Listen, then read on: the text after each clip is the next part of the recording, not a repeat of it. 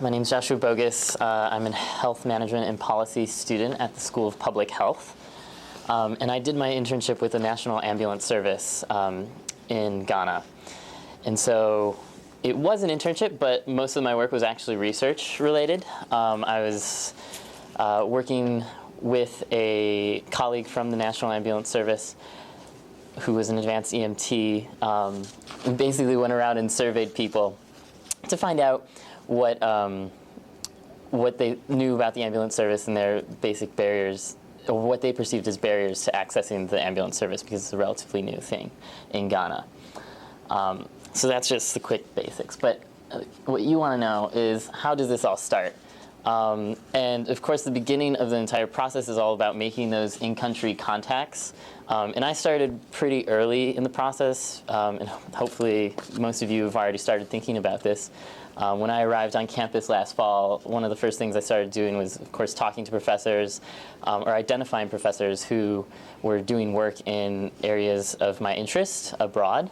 And so one of my first contacts was actually a professor at the William Davidson Institute at the Ross School of Business, who knew some people who were doing work. Well, he did a lot of research in health supply chains, and obviously he knew a lot of people doing work in that area, something that was interesting to me. And so he put me in contact with some people in India who did work on health supply chains. And of course, that failed because I ended up in Ghana.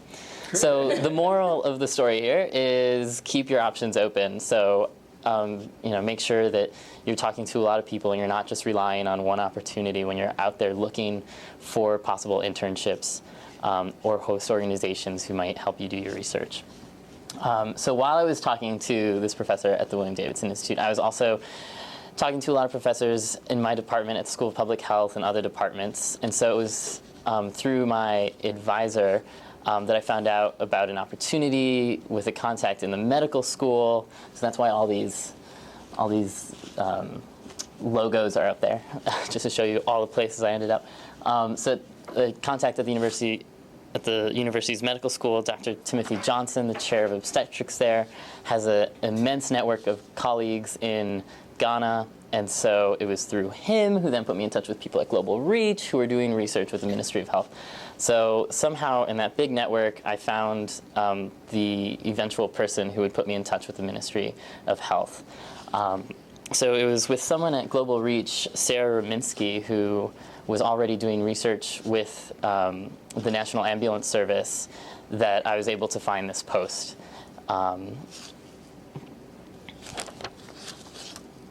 All right. So finding that right internship and research opportunity. So what was most important to me was less so much what the topic area was. I mean, I wanted it to be relevant to my career interests. But I also wanted to make sure that in that short time period, I was going to be able to get something accomplished. So the environment in the host organization and the project that I'd be working on was really important to me, more so than the actual piece of or the topic per se.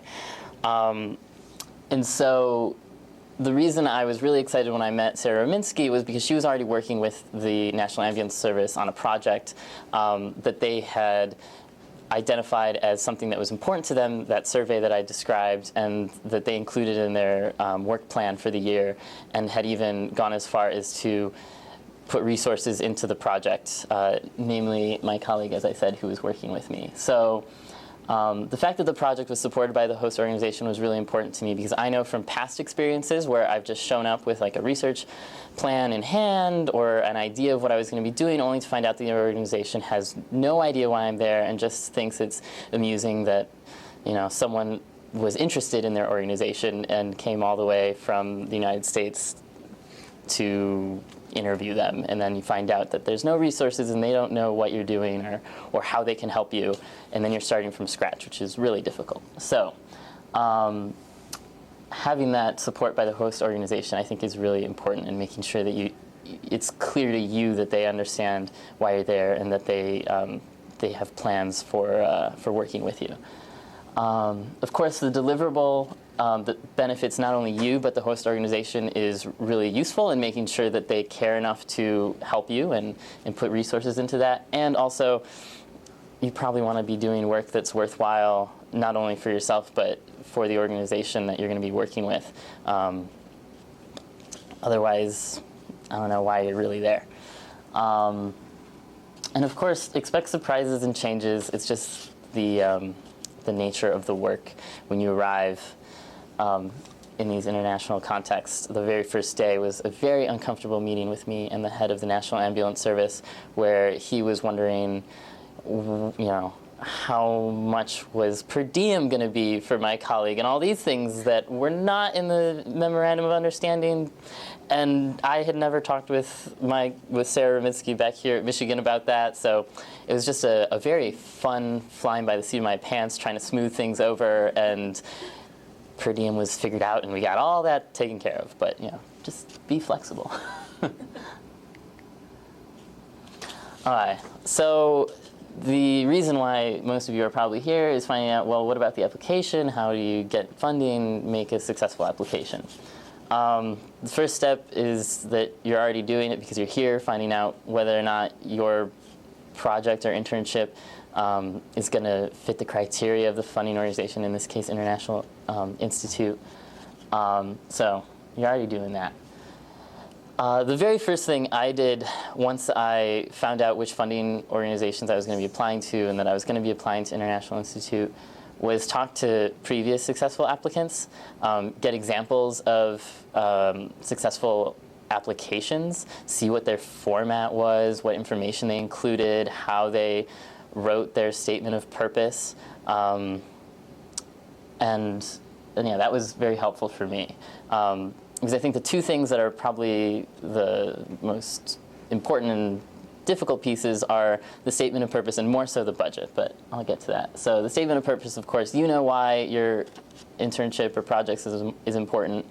The challenge is then to communicate that to the person reading your application and making sure that you've really translated what work you're going to be doing and how that furthers the mission and goals of the International Institute or any other funding organization that you're applying to.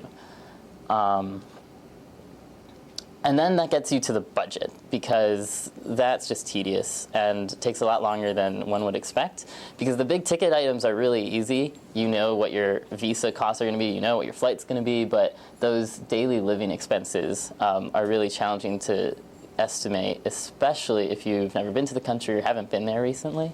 So I relied on talking to my contact, Sarah Ramitsky, since she travels to Ghana a lot, talking with people who've lived there and trying to get good estimates of what those daily living expenses are. Because, for one thing, I've never been to Ghana. I didn't know what a taxi ride was going to cost. I didn't know how big Accra was, like how long it was going to take, or even anything to estimate what those daily living expenses would be like. So things like daily transportation, food, rent.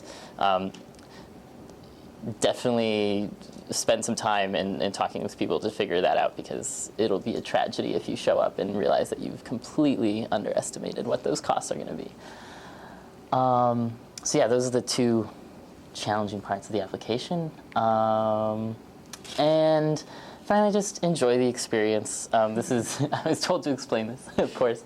So this is actually at one of the national parks. There's a canopy walk that you can go up, and so at the end, for those of us, including myself, who were terrified of the 40 meters plummet that was awaiting us should the ropes break or whatever, but I survived, so that's all good. Thank you. Okay, so I'm Kevin Boehnke. I'm a Ph.D. student in environmental health sciences, as Heather mentioned. And this past summer, I went to Lima, Peru, to work on Helicobacter pylori and water contamination. So a brief outline of what I'm going to talk about. I'll talk about how I actually got ready to do the project, how I did my application, and then give a little background of what I did, the specific aims of what I wanted to do, and then some concluding thoughts on overseas work. And then also I have some photos, if we have time, that I'll get to. So when you want to find a project, for me, I started with myself. I wanted to think about things that were important to me for what I want to do as a job, also for what I think I want to get out of something if I'm going to actually go overseas for at least a month. So when I did that, I then decided, well, how can I get overseas? Who's going to actually fund me? And how can I actually hop on to a project that will allow me to do something useful? So looking at faculty members with projects that align with what you want to do is definitely a good starting point of this. You can look on their websites, you can email them, and you definitely have to be persistent because faculty are super busy. If you email them and they don't get back to you, just do it again. And the worst they'll say is no. And the best that will happen is you'll get onto a project and manage to go overseas and have an awesome time. Another way that you can go about this is by looking at personal contacts. So do you know anyone overseas? Do they do anything that you are interested in doing? So actually, in this photo, my mother-in-law's college roommate, Susana, she lives in Lima. And so I was able to talk with her and get a better idea of where to live, how much food costs, all that kind of thing. So things that I wouldn't know, my advisor didn't actually know even after I found the project. And it also made it super nice to go down there and be with somebody who knows what it's about. She took me to a lot of excellent restaurants and gave me recommendations for museums and that kind of thing too. So you can leverage that angle as well. So once you have a project in mind, as Josh mentioned, you definitely want to talk to former applicants who are successful. You can look up proposal templates online. I included a link in my presentation. And you also want to have very specific ideas of what you want to do and that those align with the project that you're going to be doing. And then once you get all that down onto paper, get a lot of eyes on it. So send it to your faculty member who's advising you. Send it to your folks. Send it to anyone just to get some ideas of how it looks and how it reads. And so one of the things that I was thinking about when I was doing my application is you need it to not only be a story about the science, but tie yourself into it and think about how what you're doing, what you've done in the past, how that intertwines with the work itself. So I'll give a little example of my story. Obviously, I am making a jumble of events that didn't make any sense while they were going on into a linear path. So I graduated from U of M in 2009 with a BS in biology. I just wanted a job at that point because I had no idea what I wanted to do. So luckily I found a job at NSF International looking at drinking water treatment systems and their ability to take out different contaminants. At the same time, I started a big vegetable garden and thought, oh, well, isn't this interesting how water quality and food production all tie together? And so I decided that I would apply to graduate school and see how I could work on something to do with water quality that then ties these interests into a potential Ph.D. So I actually started looking for potential projects in 2011 when I was applying for my Ph.D. application and found my faculty advisor, Dr. Xuanwu Shi, in the School of Public Health. And he told me about this interesting thing that he had going on in Lima, Peru, which is what I'll talk about next. So Helicobacter pylori is a class 1 carcinogen, causes about 65 to 80% of the global burden of gastric cancer, which is the second leading cause of cancer death globally. And it's more prevalent in developing nations with colonizing up to 90% of individuals. And the transmission is not well understood. So it's thought to be passed through contaminated feces or through mother to child or food and water that's contaminated with the bug. So because it's been detected in water and I'm interested in water quality, I thought, hey, this is a good idea. Let's go with it. So for the summer project, I jumped onto these existing aims. So I didn't come up with something specifically new to go down because we still had to collect some of these data. So briefly, we basically collected water and biofilm samples from the households of patients who had H. pylori infection to see if there's any correlation between them being infected and how much was found in the water. So an overall trip overview. We met with collaborators at DHESA, which is the Peruvian Ministry of Health, and with people at the water treatment plant, as well as the local university. And then I spent my time working in the DHESA lab with the technicians who do the routine testing, doing patient home sampling, so I got to make field visits to see how people live in Lima, as well as looking at food samples and looking at a mouse model to see if water that's contaminated with H. pylori can actually infect mice. So on the bottom left is me and my colleague Kate, who's also a master's student in the School of Public Health, with one of the technicians at DHESA named Patricia. And then on the bottom right is a picture of all of our collaborators at a wonderful buffet called La Bisteca. So while you're down there, also, you might be considered to be the expert. Depending on what country you go to, at least it was my experience that I went and I got asked about 5 or 6 times to do presentations. So you might want to think about this. If you're going to a place, you're a Western educated person, you may be considered the expert in this field, and you might as well go with it, because you probably do have some knowledge that may not be widely available, and also it's an excellent chance to build in-country contacts and build collaborations. So I gave a couple talks down there at 2 different conferences, and it was an excellent time. I got to meet a lot of people who I otherwise would not have had a chance to meet. So continuing with that collaboration building, I met with people at the Universidad Peruana Cayetano Heredia, including in this bottom right photo. Next to me is Alejandro Bucelleo, who is one of the main collaborators on this project who actually got it going.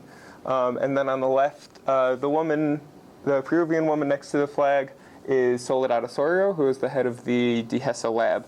And so it was wonderful to actually meet them after all this time of communicating with them, and then be able to work with them towards this common goal. So some benefits of overseas work, especially with this kind of public health issue, being able to see the problem in vivo is really helpful and valuable, because if you're just studying it overseas, you don't really have an idea of what's going on. And you also have so much more available to you to, like, for instance, in my lab, I have all kinds of equipment that is just not available in the Peruvian Ministry of Health. And you also have the potential to solve, or to at least address fundamental issues, so like access to uncontaminated food and water, which we barely have to think about in a place like the United States. You can build better collaborations, as I talked about, and you also have a better understanding of the world overall. So I'm going to skip that. So I have some photos of some of the perspective that I gained going down there. So on the upper left, those are some of the slums on the outskirts of Lima. About 2 million people live out there, and they live without access to municipal water and electricity. They often keep their water in these big tanks, and the water is delivered to them. They have to pay for it because they can't just get it piped in through the municipal system. And on the bottom left, you see those little bags of sand with the key as scale. We don't know who is doing it, but somebody was handing these out and saying, just put these in the tube connecting the tank to your house, and that will filter out everything that is contaminated in your water supply. So I just had no idea that this kind of thing was happening. And it was really helpful for me to gain the perspective to see this sort of thing. So I'd like to thank my PIs, our collaborators overseas, and my funding sources. You should definitely apply to multiple funding sources in case one of them does not pan out. And there's plenty of places to go to apply for funding. And then I have some photos. These are a field visit, the lab, me working in the lab, and some collaborators after a talk. And then some fun stuff as well. So my favorite sushi place, actually Lima has an amazing sushi restaurant because they're on the coast and have all kinds of seafood. An archaeological site where they grow the same food. They have like a model garden that they grow a lot of the food that they used on that site over 1,000 years ago. Much of that is still eaten today. 2 of my collaborators at La Bisteca enjoying food and beverages. And then I also got to go on some nice travels on my own looking at sea lions at a wildlife reserve. So it was excellent. Thank you.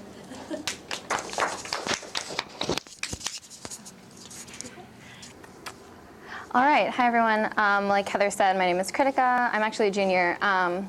And yeah, I'm majoring in economics. And I did an internship in Kolkata, India this summer for about 6 weeks. Okay, so I want to tell you a little bit about the project that I did. It was with a non-governmental organization called Jeevika Development Society, and one of the things they do is run a microfinance program, which, if you're not super familiar, basically it's like a community-based bank, essentially, that makes small loans to women in the kind of surrounding area, which is supposed to promote financial literacy and financial independence and mobility and all kinds of things. So in this context, it's basically used as a tool to support women's rights. So I did an internship, but like Josh, I basically did more research-y things. So I did a project that looked at patterns of loan use and deviation. So people would be issued a loan for one thing, but they might use it for another. So I was looking at those patterns, and then I did kind of a baseline to track the social and economic progress of women. So that was my project. But that was actually not the project that I originally applied and was awarded a grant for, so I kind of wanted to tell you a little bit about that story. So I'd originally applied to do a project excuse me, in Uttarakhand, India, which is kind of up in the foothills of the Himalayan mountains. It was actually a similar project, which was to track the social and economic progress of women who were in a traditional kind of textiles weaving program. So that was a project that I had originally proposed to do about a month before I was going to go to India. I found out that it was like monsoon season and there was really bad flooding in the area, and thankfully everyone at the NGO was okay, but travel to there would have been really unsafe. So I kind of had to last minute scramble, and I still really wanted to go, and I had to find a new project. So I'll tell you, I think, a little bit about how I found my original project and then how I quickly found my eventual project. So tip, be really flexible, because you never know what's going to happen, and it's helpful to just kind of think on your feet. So a couple of, I guess, ideas for developing a project is, like everyone else said, use your connections. I found my first project through a GSI in one of my anthropology classes, and I knew he'd done some work abroad. He'd like mentioned it in class, and I think one day after class I just went up to him and was like, "Hey, I'm interested in doing work abroad. Can you tell me a little bit about your experience?" And he eventually put me in touch with the first organization that I was going to work with. And then after that kind of fell through last minute, I used family connections. I mean, this probably won't apply to most of you or a lot of you, but I have family where I was going to work, so I like contacted all of my relatives and I was like, do any of you know a great NGO that I can kind of do this work with? And luckily, my aunt put me in touch with the organization I ended up working with. And then once you have found kind of a partner that you're going to work with, a couple of things that I considered when I was developing my project the first time was what I was interested in, so what I was studying, what I wanted to do as a career, things like that. My skills, so it was, you know, when you're developing a project, you want to make sure that it's something you can feasibly carry out in the time frame considered. And then another important thing that other people have mentioned was my partner's needs. So again, I wanted to do something that wouldn't just be kind of for me. I wanted to do something that would have an impact on the community or be helpful to the organization, or something that would be kind of supporting the ideals of the organization that I was working for. So trying to find a good blend of all of those things was really important when I was developing my project. So once I had developed my project, I think the most time-consuming part of the process for me was writing a proposal. So a couple of kind of tips is, one thing I found really helpful was to be really in constant contact with my partner, and that helped me get as many details about the project that I wanted to do as possible. So just kind of talking with them and going back and forth, and I did all of this via email because, you know, that's how we stay in contact now.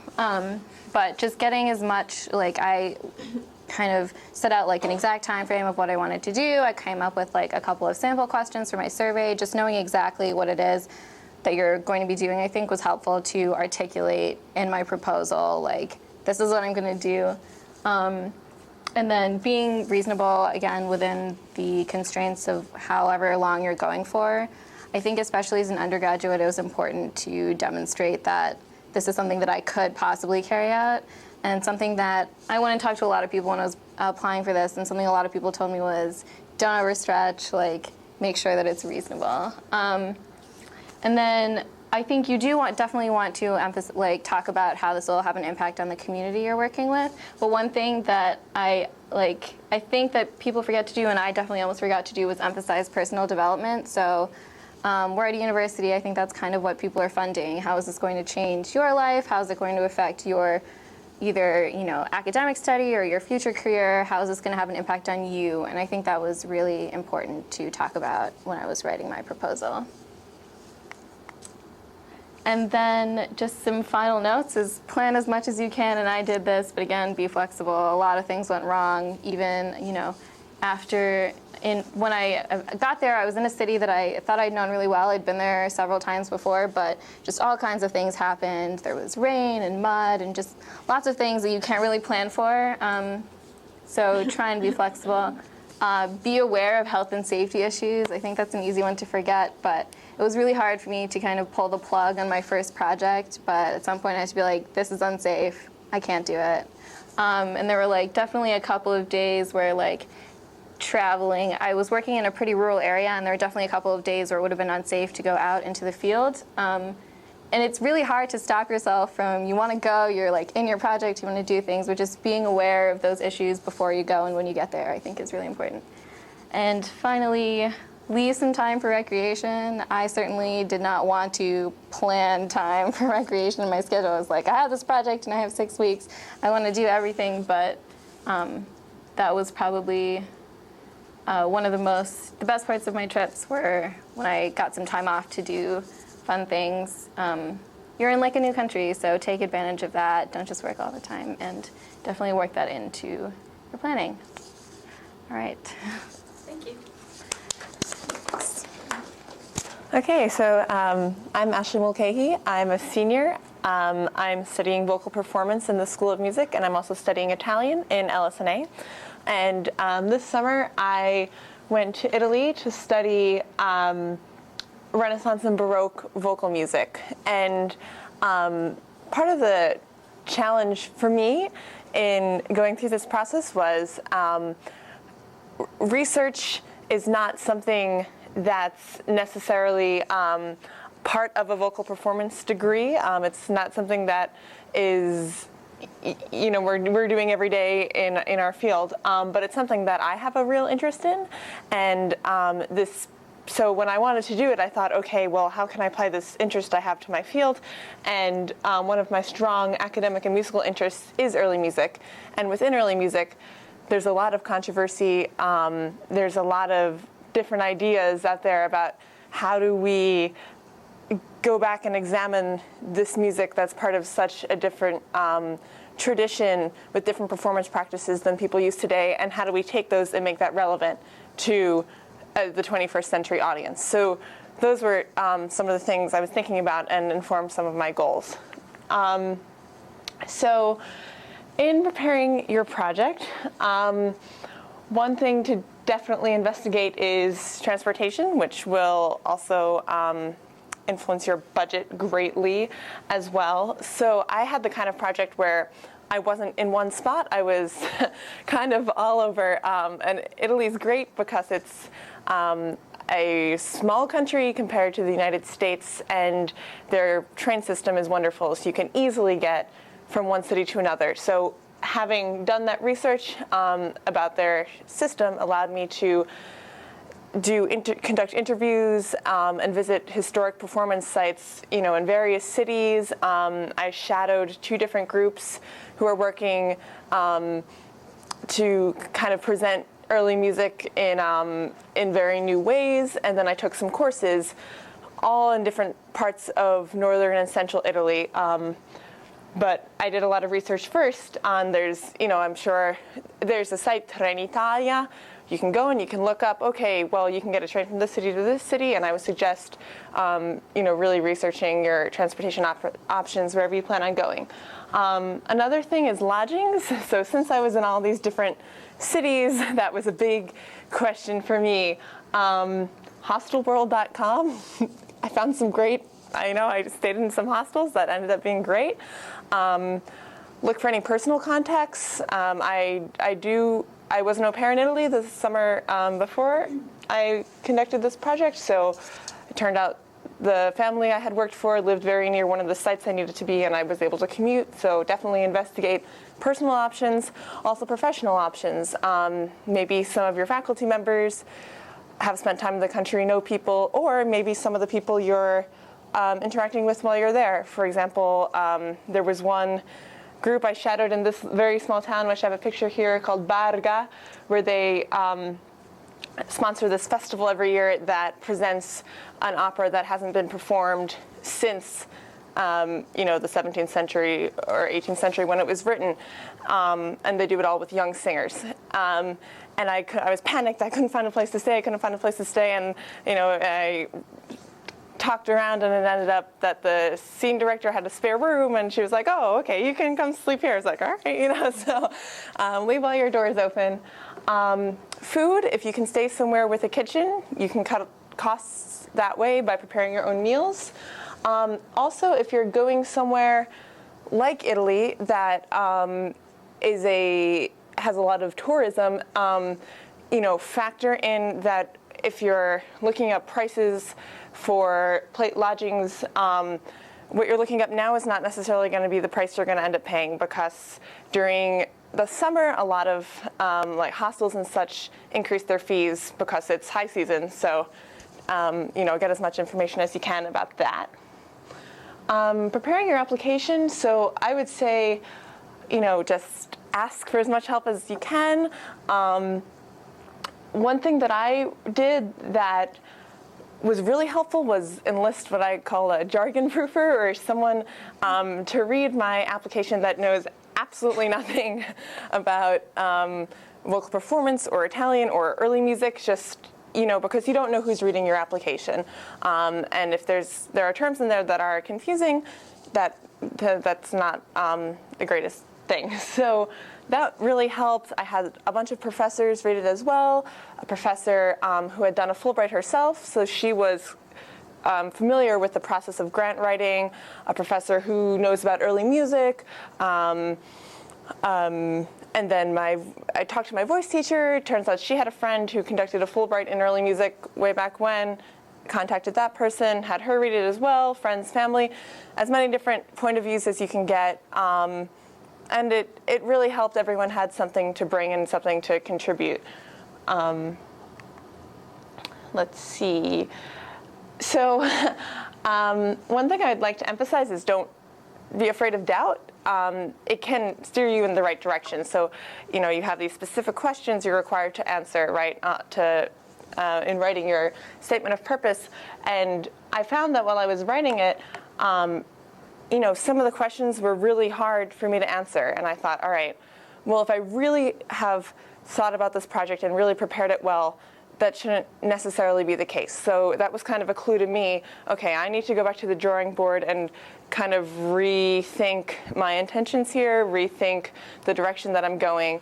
And in doing that and making those revisions, I was able to answer the questions easily. And when I found that I was able to answer the questions easily, I knew, okay, I have something here that I can really present, something that I know has no loopholes, something that I believe in, and I can convince someone else to believe in. So that, I think, is really important to remember. Making country contacts. So this is a challenge for me, definitely. I started here at the university.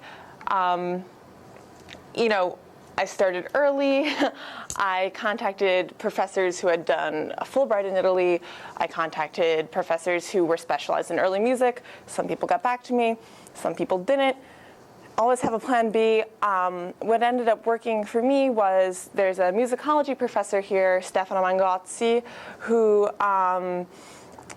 turns out has a history as a lute player, and he's an Italian native. And I talked to him, and he said, "Oh, well, I'm not a singer, but way back when, I used to perform with this great singer named Cristina Miatello, who is a very well-known soprano in the early music field in Italy. And so he wrote her a letter, they hadn't spoken in who knows how many years. Hi, Cristina, I have this student, blah, blah, blah, blah, blah. She's interested in this. Oh, can you point her in the right direction? She led me to this wonderful teacher, Lavinia Bertotti, who I ended up studying with in Urbino. It was incredible. And then I could be in contact with this woman as well and say, here's what I'm thinking. Can you recommend any other places or people I may want to visit?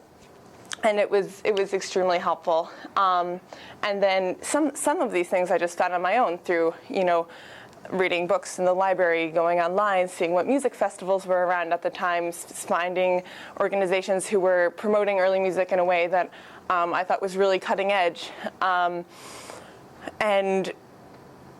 just spending a lot of time on the internet. But then having a contact, having someone who you can check these sources with. Okay, I found this. Do you know about them? Is what they say legitimate? And go from there. Always have a plan B, and be sensitive to the fact that in other countries, email response time isn't as speedy as it is in this country. Sometimes I sent many emails. I thought, oh, all right, it's been a month. I'm never going to hear from them. And then what do you know? Oh, sure, come. Or, you just never know. Also, I'd say one thing to do with the country contacts is, once you're there, keep looking, keep working for things. This ended up being a project and life changer for me. This picture here is a picture of the Accademia Arcadia and their performance of Et Manchi Pietà, which is this brilliant work they have going on that involves 17th century vocal music and instrumental music combined with film, and it centers on the Renaissance artist Artemisio Gentileschi. But anyway, I emailed the director of this organization while I was in Italy. I happened to be in the city that her organization headquarters were in. I interviewed her, we talked, and then she said, you know what, why don't you come, we're rehearsing for this project. Sounds like it's what you're interested in. Why don't you come and, go to our rehearsals, meet our musicians, see how we're doing this, go to our performance. And I said, yeah, okay, great. So this is one of their rehearsals. They rehearse in this ex-rabbit sanctuary in the middle of nowhere, Veneto. It's very cool.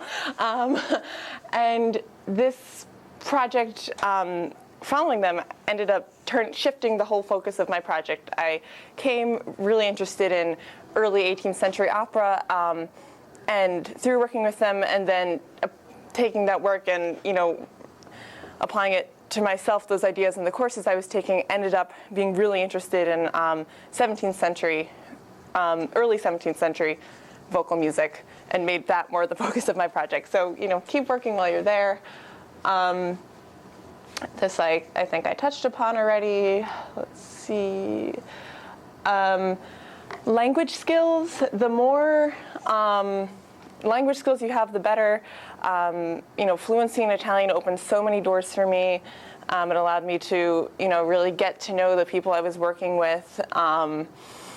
And when things went wrong, it gave me many more possibilities and many more options on how to make things go back in the right direction. So, that's something really to think about. What is your project? What kind of language skills do you need to accomplish to do what you set out to do?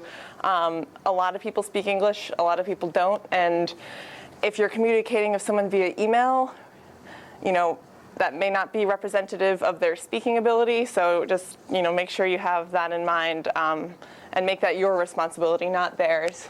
And then, so in determining a focus, I guess, for me it was important to think of, all right, I'm a 20-year-old undergraduate, I have 6 weeks, and I want to accomplish something. What's realistic here? So I think thinking of a practical application for your project is important. And for me, that was performance. So I wanted to do things that would allow me to communicate what I learned through performance. Upon returning, I gave a recital last semester of featuring the music that I learned and studied in Italy. So, have something like that in mind. And then, make sure you have a clear goal. Make sure that you articulate in your statement of purpose why the opportunities that you need to be successful in this exist and are strongest where you're planning on going. Why I have to go here because kind of statement. And then, like I said, just be open to change when you get there beforehand, and keep working at it. And best of luck.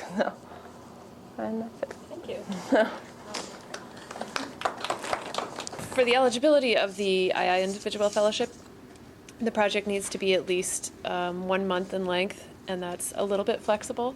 But I think your question is about how much were they actually able to fund. So did they have 6 weeks that they were able to fund with the individual fellowship, and did they stay much longer? Or was, the $5,000 that they got from us only lasted them 6 weeks? So I will let our panelists answer. Okay. So I was actually at my internship location for 12 weeks. And the total budget, I think, centered around about a little over $7,000. So I did need additional funding to make it through, if that was part of your question. So I stayed just over a month, and the money that I got from the International Institute was sufficient to cover those basics. Something that it is good to keep in mind, kind of on a somewhat separate note, is if you do apply to multiple funding sources, you need to disclose that.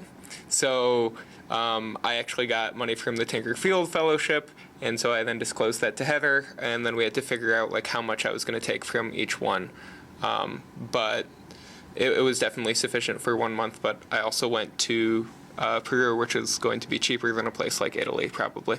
I also got additional funding from the Romance Language Department, and I would encourage, especially undergrads, to talk to your department and see if there's any other funding available. For example, the funding they were able to give me, it wasn't an award that they give out every year, but in working with me and talking about my interests, they were able to make an exception. So I would definitely encourage to speak to your department, even if there's something you don't know about. Yeah, my project was about 6 weeks, and I had planned for it to be that long, and the money I got from the International Institute was sufficient to cover that. The question is, did you do any language study prior to going, in addition to doing your research, and is there any funding for language study while you're abroad? I can answer the second question that no, it is not intended for language study while you're abroad, but you can just, I think, speak into it here. If any of the panelists did any language study prior to it, maybe you can speak about that. No, I didn't do any language study while I was there. I made sure that I would have the language skills to do the things that I needed to do, and kind of made that my basis and worked from there. So I actually didn't have much Spanish before going down, and going down to Lima. So I didn't need it to actually do the project. So you should think about, before you go to the country that you're going to, how much language you actually need. Obviously, it's an advantage to have more of it. There's also a lot of things online like Duolingo.com, places like that you can get easy language practice. And then also, if you just go and you try to speak as much of the language. So I barely spoke Spanish, but when I spoke it a lot, even though I sounded like a toddler, I definitely I picked up a lot.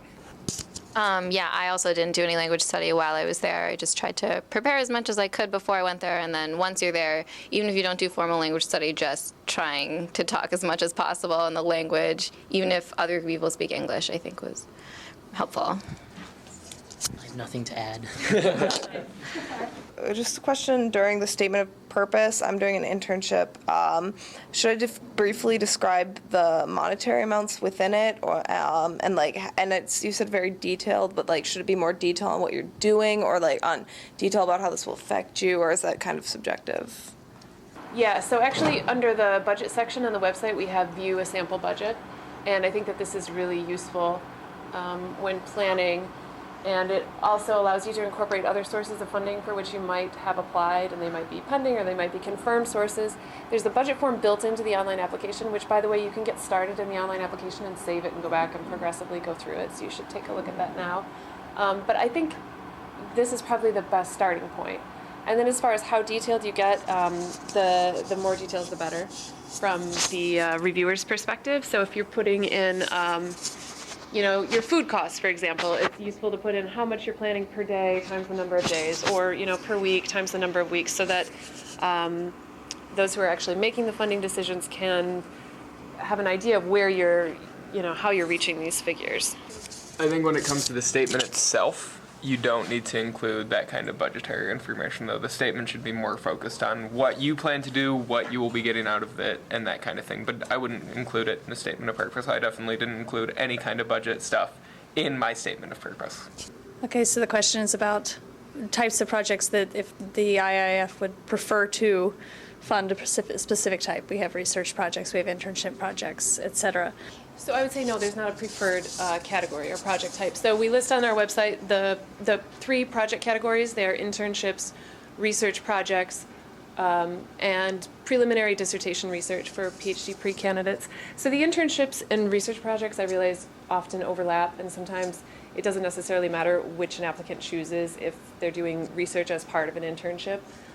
What is important is to include in the statement of grant purpose the things that are expected under each category. So whether you're doing a completely independent project with some in-country contacts or whether you're joining part of a larger group, it's important to talk about what your role is going to be, what your goals are for it, how it relates to your academic progress here at University of Michigan, how it'll relate to your academic plans in the future, your professional future. And as long as you can make those connections, it's not going to matter really which category type you choose on the application.